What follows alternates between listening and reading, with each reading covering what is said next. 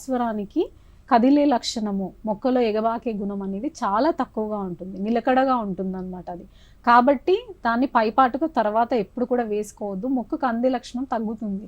కాబట్టి ఆఖరి దుక్కిలో మాత్రమే ఒక బస్తా డిఏపిని 1 ఎకరానికి మనం ఆఖరి దుక్కిలో వేసుకోవాలి. వేసుకుంటే మనకి సరిపోతుంది. సో తర్వాత మళ్ళీ మనము భాస్వరాన్ని ఇవ్వాల్సిన అవసరము ఉండదు.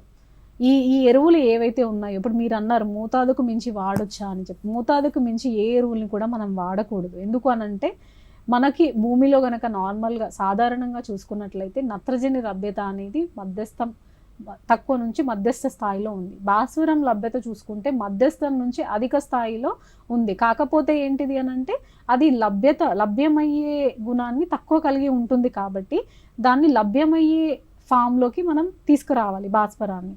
అంటే మనకి పాస్పరస్ సాల్యుబిలైజింగ్ బ్యాక్టీరియా, ఇలా పిఎస్బి ఇలా దొరుకుతుంటాయి.